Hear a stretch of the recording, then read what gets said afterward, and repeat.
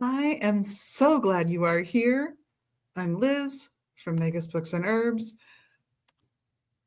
and welcoming in our Instagram friends.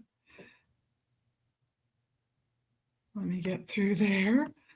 There we go. Now everybody's on board. Yay! As I said, I'm Liz from Megas Books, and it is alive on Wednesday. Got those comments up, so keep them rolling. Hi, everybody. Let's start with what are we wearing?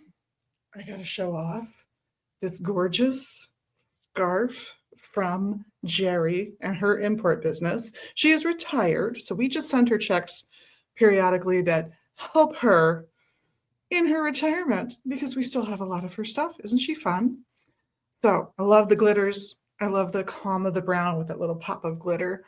I also have a beautiful piece. I think this is Chris's jewelry. I think these make great gifts, as well as some of Tracy's treasures on my little fingies. So I've got two amethysts. You can see one's super dark and one's super light, but they're both faceted cut amethyst. I think that's just gorgeous. And on my pinkies, I've got a little lotus.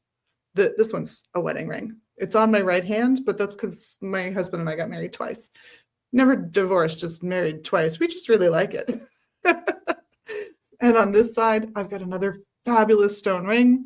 I love this one. And again, wedding, engagement, that kind of, that sort of stuff. So that's what I'm wearing today, which I love. What are we drinking? Oh, I've got a tea that I made from the herb wall with hawthorn and milk thistle and ashwagandha.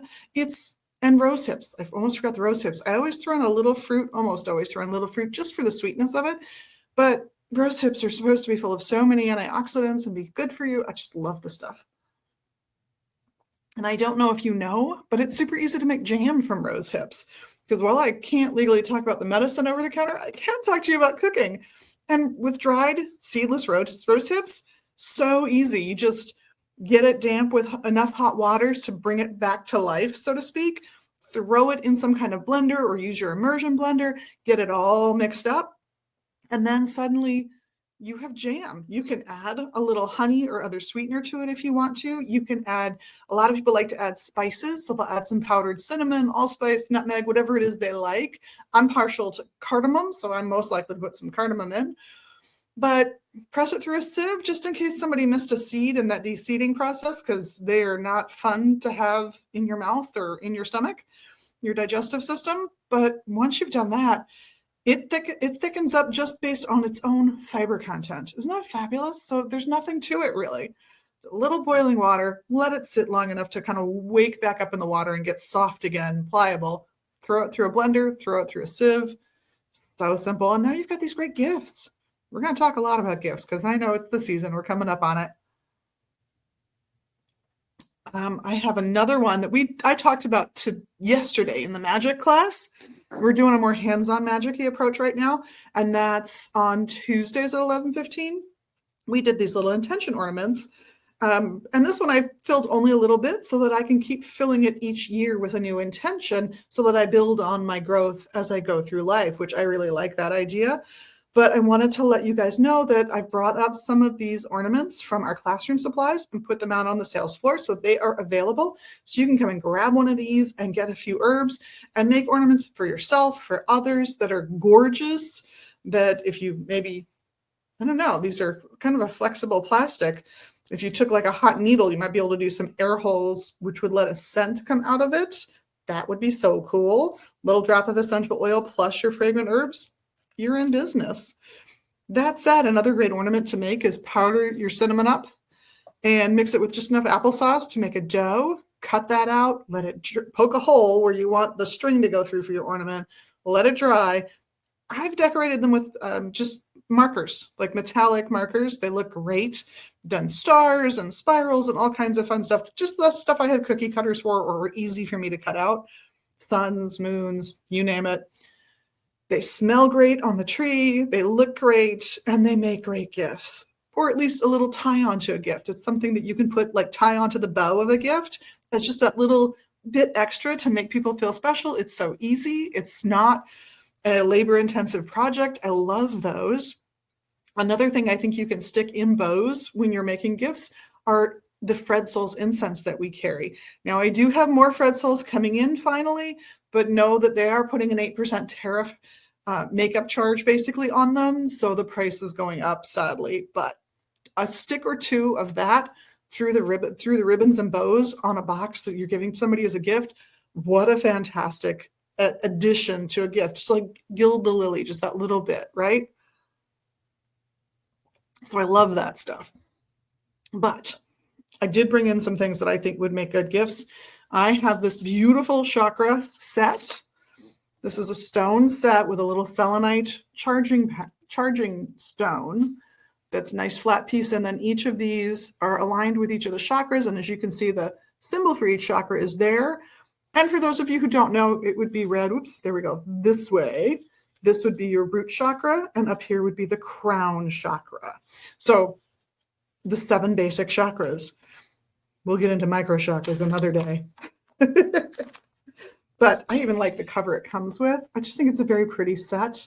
And somebody who likes stones and appreciates and works with the chakras, maybe they're a Reiki practitioner, just like chakras, this could be a great, wonderful gift for them. I have a one-of-a-kind piece. Used to have 2 of these, but one's gone. So $29.95. Look at this cool pillow. This is just the best little throw pillow. You know somebody who's got a nice, like purpley blue sofa, something this might go with. Oh, I think it would be fantastic. I also think we've got some gorgeous picture books that make lovely sets. So this is another one influenced by India. It's true because it's all Buddha. It's all the Buddha and some of Buddhist philosophies. But it's a gorgeous coffee table book, basically. Each open page will have a photo and the saying. So this one, for example, which is from the, will I say this right? Good question. Dhammapada. Happiness or sorrow, whatever befalls you, walk on untouched, unattached. Good advice for the holiday season, right? We have also brought out, and I love these Jerry's mittens. So you gotta look at these fabulous mittens. They are wool, so they're super warm. And I hear some of you going, oh no, not wool, itchy, itchy, itchy. No. Fleece lined. Fleece lined. You will never be itchy because of these, but they're super warm. They're super comfy. Most are plain mittens like this, and most of them are white, gray, and black. There's a few with a pop of color, and there are also a few that have the pop-off covers so you can have naked fingers if you need them, because these are obviously not things you can touch your phone through, so you would need that for this. But they're so warm. If you're going out sledding, for yourself, for your date, for your kids, I'd rather have these these mittens, to be honest, to most gloves, just to keep my little fingies warm. Another gift set that has just come in recently, and I did show it off, but I think this is from a local maker, and I think it deserves a second look, you guys. This is a fully made little gift kit. It's even got a to and from tag for you. You don't even have to think about that. It's got some beautiful sort of candy cane tissue paper that everything is sitting in. It's stripes with green and white and red. And you get this gorgeous eggnog inspired bath. It's got orange and spice. It's just lovely. You've got, it's coming. Another little type of bath, which would be super easy, by the way, to turn into a salt scrub with that little oil. And you're good to go. It also comes with a cute little scoop so you can get everything out as you need it to come out. And Merry and Bright bath salts. And the other ones, by the way, were Restful Flurry and Yuletide Rum Bath Soak. This is a limited edition set. She's not doing them once the holidays are over. I think what's been made is probably all there's going to be. So fabulous little ready to give gift. I love that that's so easy. So look for the card. I've got a few of the kits, so get out there when you can. And the other piece that came in brand new that you have not had a chance to see yet that I think is gorgeous are these wands. So they have a metal core that was anointed in a goddess oil. And yes, I do think that's funny in an 11-year-old boy kind of way. Before it was encased in this beautiful handle. They're all like this, but none of them are the same because they're uniquely and individually handcrafted. So this one's got a little moonstone. This one's got a little quartz. This one, ooh, here's the red and black one, which has the little piece in the bottom. And this one, which kind of fits the hand nicely with that little curve to it. And then finally, for those of you who are like, I can't think in straight lines. What do you mean wands that are straight? That's okay. I got this baby for you. Even more bent than the last one, and in a beautiful olive. So fabulous handmade wands. They are here. Of course, we have Daryl's as well, which I showed you guys a couple of weeks ago. That is gorgeous too. They're all roughly in the same price range. Daryl's $150. These guys are $160. But I think you got to remember, this is local, handmade, unique art piece in all cases. Totally worth the investment, I think. So that's fun stuff I've got going on.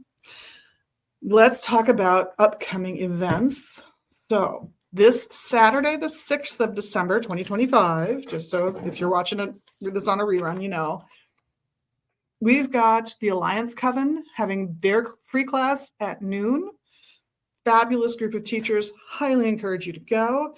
The next day, Sunday at noon, we have Gateway to the Gods. Definitely doing it. I'm kind of thinking African Dream Seed, because I haven't done that one in a while. And I was it's a bean ultimately. So I was kind of wondering if I should do a little bean broth with some savory veggies and just have some fun with it. Let me know, especially if you are interested in that class. We've also got Saturday the 13th, Alliance Coven will be back again for their free series. Again, fabulous series. Highly encourage it. They'll cover a lot of basic 101 topics. And the following Sunday, the 14th of December at 10 a.m. before we open will be the Gardnerian Introduction class. Also a free to attend class, just like the Alliance Coven. No passing. It's not even a buy donation class. Neither of those are. They're just completely free. And that one we'll be discussing. We've been discussing ethics lately in that class. So there'll be a few things based on ethics, based on perspective taking, things along those lines, at least for the next few classes.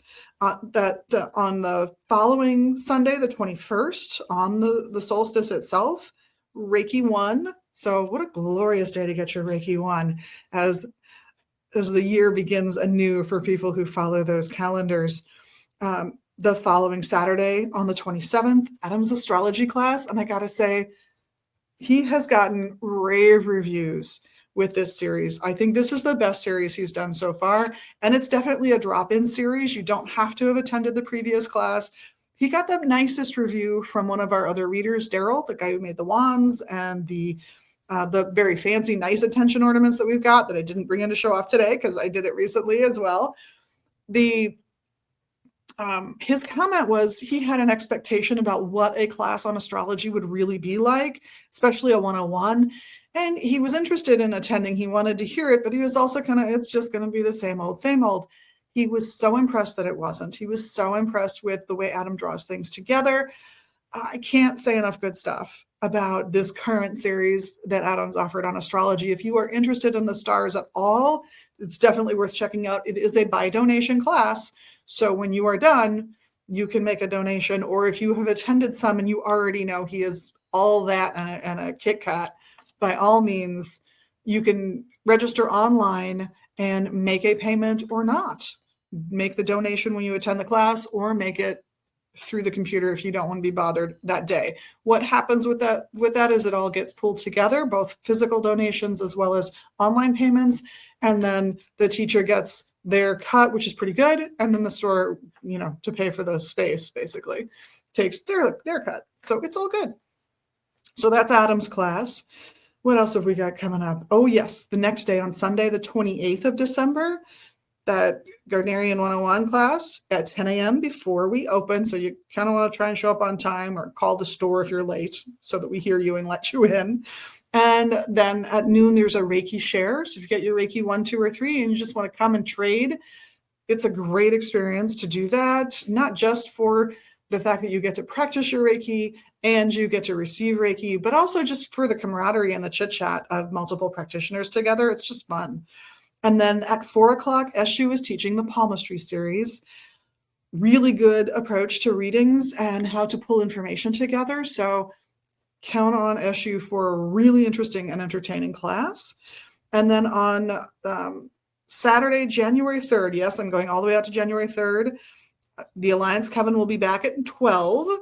They will have a fabulous class, but the reason I wanted to tell you about January 3rd is SU has a class on January 3rd as well on American hoodoo and folk magic, which his entire life has been steeped in since the day he was born. So come check that class out. That's another by donation class, and it's at 3 p.m. You can register online in advance, or you can definitely pay when you are there, should you be able to make that donation. And again, make the donation that you can, of course. If you've got $3, it's all you've got, but you're dying to know about this subject and meet this teacher, come donate the $3. And for those of you who are like, well, I can actually donate a lot more, and you kind of cover someone else's as well as your own, we appreciate that too. That is all good as far as we're concerned. We love having all of you here. So that's what's happening. One more regular announcement, which is the reader's schedule. Oh, I bet that was very loud. Sorry, because the microphone is not on my computer. It's down on the table. Let me fix that. All right. So we have had, I announced this last week, we've had a small change in our readers because one of our readers who is a younger adult, got their real grown-up job and cannot be here during the day. So they are no longer reading with us. That was Jessie. That was our rune reader. But today, Wednesday, SU will be here from noon to 6, fabulously. Thursday, he will be here from noon to 3, and he'll be followed by Heather, who is a delight unto herself. Ravenwolf will be in on Friday from 1 to 4. Daryl will be back doing oracle readings from 4 to 6. And if you want to experience his reading style and his personal, unique deck that he's designed for his oracle readings, longtime tarot reader just fell into this tarot deck thing or oracle deck thing, then he's going on vacation next week. So come down on Friday and get a reading from him, and then maybe go out to dinner at one of the local restaurants. It's fabulous here. Oh, and by the way, there is a parking lot you can park in while you're in this neighborhood. It is 1 block south of us, and it is on what I would call the back side of the block. So not Central Avenue, but the opposite side of the block from that. So if you are coming north on Lowry, before you get to our block, or if you're coming north on Central, turn on Lowry, and in half a block, you'll see the parking lot. And on the far end, you'll see the church. It's St. Clement's Catholic Church, and they very generously offer the parking for all of the local businesses to use. That may switch to a paid lot sometime in this new year, but for now, at least, it's completely free. And the reason, by the way, it might change to a paid lot is just to help keep any nefarious activity under control. Has nothing to do with wanting to gouge anybody, but it does have to do with needing to maintain the parking lot and to just encourage people who don't want to do legal things in it to maybe not do them there. Just a thought, just for everybody's safety. Anyway, where was I? Oh, yes. Saturday, SU is here from noon to 3. Tarot reading and palm reading available from him. And then Margaret rounds out our Saturday from 3 to 6. Eshu will be in again on Sunday all day, noon to 6. Daryl is in on Monday from 12 to 2, followed by Morpheus doing dream interpretation from 2 until we close up at 6. Tuesday, I've got Ravenwolf, the fabulous Ravenwolf, from noon to 3, and Daryl is doing oracle readings from 3 to 6. And that brings us back to today with Eshu again. So come get your cards read. Great time. We're approaching a new year very rapidly. It's not a bad idea to get a forecast reading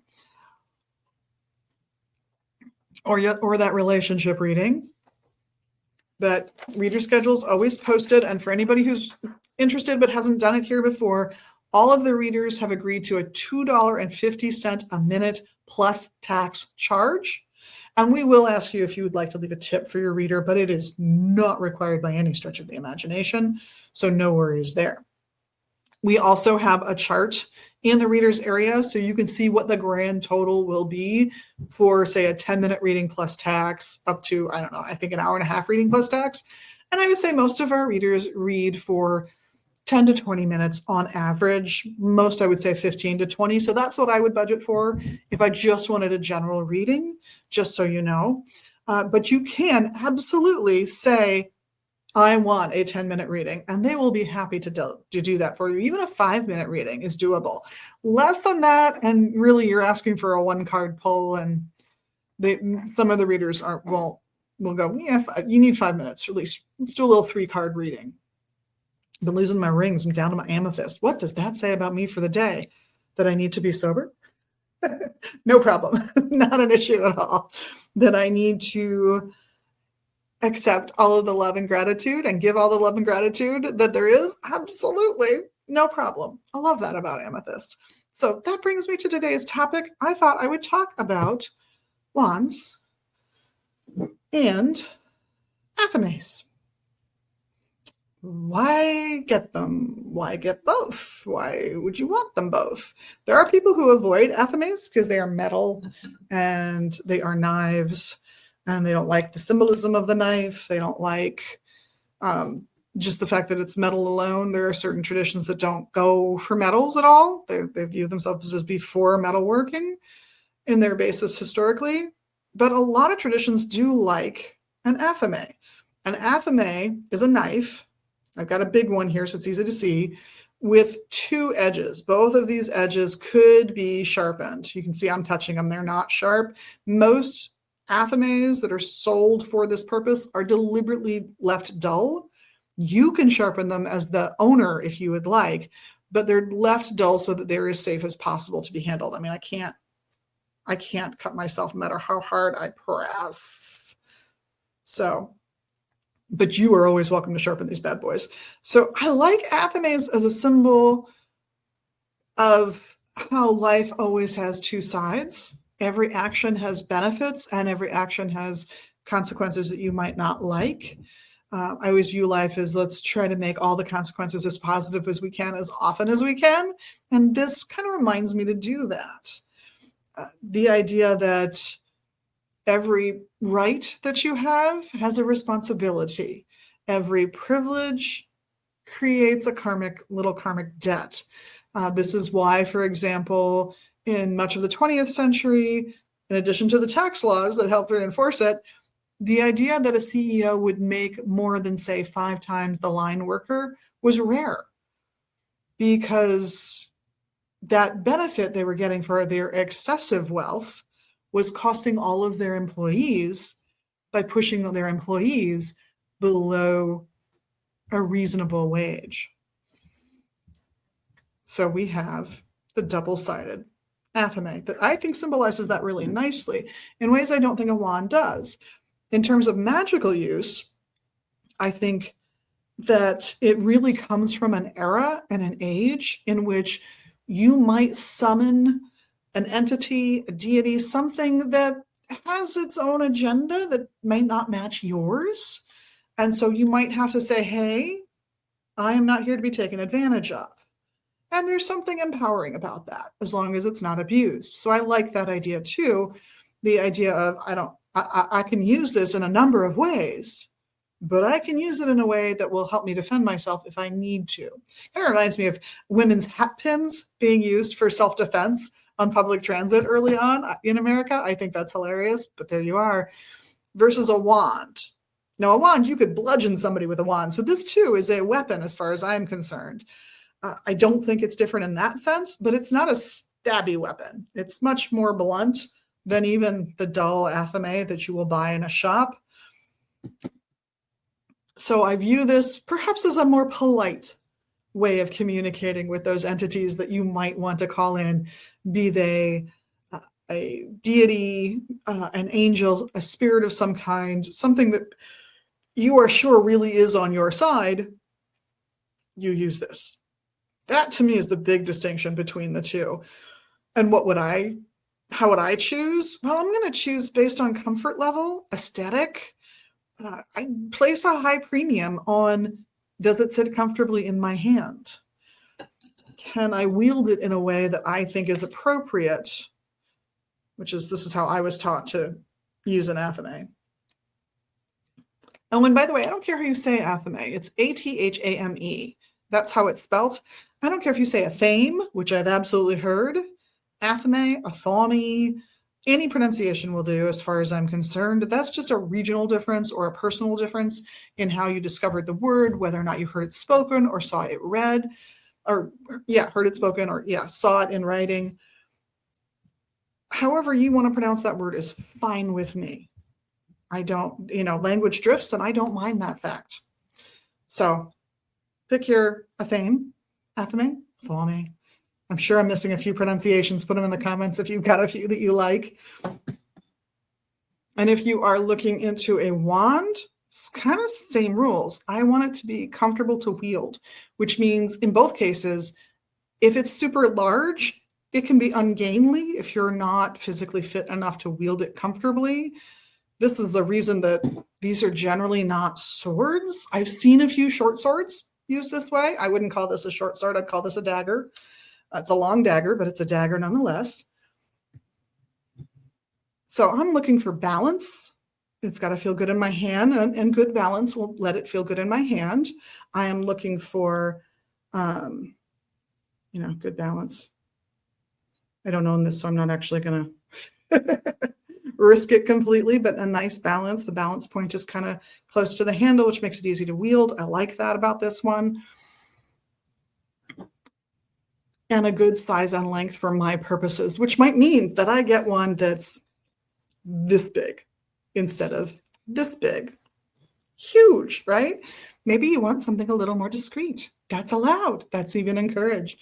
Or maybe while black-handled, you'll read about black-handled knives being appropriate for this kind of magical tool, but that's not what calls you. You really like the rainbow dyed blade that we've got, where the handle is wood and it's been cut so that you can see bits of the grain, and each grain, there's swaths of color in the grain levels so that you get a rainbow effect. That's a fabulous knife. There is nothing wrong with that as your athame, no matter what anybody tells you. This is your more traditional black-handled. Yay, black-handled. But that doesn't mean you have to follow that rule. That there is a tradition doesn't mean it's your tradition, says the fuddy-duddy. I know. I'm good with that, though. I'm fine with people creating their own tradition, their own practices. I think even if you are a traditionalist, you're going to have some personal practices that might be not quite in line with the tradition you've chosen to study. There's nothing wrong with a personal practice. There is nothing wrong with expanding that personal practice to include your family, your friends, creating a coven, and creating a whole new tradition.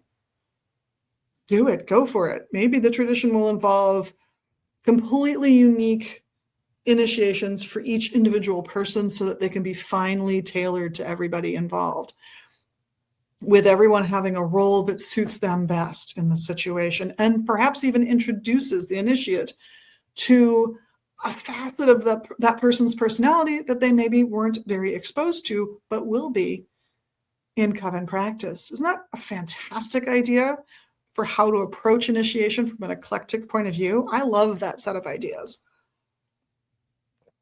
Do I like a traditional initiation? Sure, but the purpose is different. If you're tailoring that initiation to the individual, you're truly centered on their experience in a way that you're using symbols that mean something to them. You're tapping into egregores that they already have a working relationship with, whether that is pirate movies from the 90s or Wizard of Oz or the current movies that are out now with the time before the Wizard of Oz, before Frank Baum's writings take place. Fabulous book, by the way. Highly recommend the novel. As opposed to the more traditional one, where really what you're doing is saying, well, we're going to give you exactly this stuff with exactly this language, more or less, as best we can, to see how you individually respond to it. Your experience of it will inherently be different from anybody else's. So you will have something, however great or small, you will have something unique to say about it, as long as nobody force feeds you the ideas that they have about how to interpret your experience. As long as you get to interpret your own experience in that traditional context, I think that that's amazing as well. But that said, started really with wands and athames. If these are tools you want to add to your collection, choose the ones that resonate with you. Try them on for size if you can. These are tools that I've ordered stuff online. I've gotten stuff from Craftsman, but I like being able to hold it in my own little hands before I purchase it, before that final transaction. So I know, is it really right for me? So this is where I think the shops like ours, like Magus Books, really come in handy because you can audition the pieces as you go. It's, there's something to be said for holding the thing in your hand before you make a final decision about whether or not it's right for you. Are these up online? Yep. You can look at them in advance, check them out. If you can't come into the shop, but you fall in love with one, by all means, order it. Absolutely. But I'm going to encourage you, if you can, to go to a shop and try them on for size. Can you try these on for size anywhere but here? No. But this maker is in other shops around my area, which is the Twin Cities in Minnesota. So Twin Cities are Minneapolis and St. Paul, our state capital, St. Paul, and the town across the river, basically, where we are in Minneapolis. Oh my goodness, it's 11:46. I have to stop soon. So sorry. Since I'm the only one, we might cut it a little short today, but don't forget to come and pick up your gift sets, your gifts, your ingredients for making gifts. I would love an herbal bath, a salt scrub, something with essential oils in it. These are all fabulous things I think make lovely gifts. And on Thursday, I will be talking about making lip balm, just because I think some of the extravagance I see with it is silly. So you'll see my thoughts on all of that tomorrow if you tune in 11:15 for the Irby cast. And come in, and even if what you really want is, I want to support this person's path in their magical and spiritual development, but I don't know what witchy herbs are, come in while I'm here. I'm here during the first half of the week, like Sunday through Wednesday for sure, and then kind of randomly for the rest of the week. But come in for sure. Let me know. I will get you a good collection from what we've got in stock of traditional witchy herbs. Or you're looking for something more hoodoo related. There are great herbs that really we learned about through hoodoo, not through Wicca, not through Western herbalism, not through American, not necessarily through what most people would think of as North American, which is often viewed through the lens of indigenous American herbal practices. This is more the hoodoo side. We're talking about really a true amalgam of multiple continents coming together to make new traditions in a new land, which I think is a fascinating journey. So come check out that hoodoo class with Eshu in January on Saturday the 3rd if you get a chance. But if what you're looking for is maybe just a collection of things or herbs or tools to help somebody else on their journey as a gift, come in. We can help you find the right stuff to put together a good gift, whether you're talking about a $15 budget or a $55 budget or a $500 budget. We certainly are seeing in the holidays a lot of small extravagances getting picked up, like the gift set, like the fabulous ready to go gift set. True luxury for your bath. They smell amazing, by the way. So come, we'll help you find the stones, the herbs, the other tools that you really might want for that gift for that person that you love and prize as a friend, a partner, a child, a parent, whomever.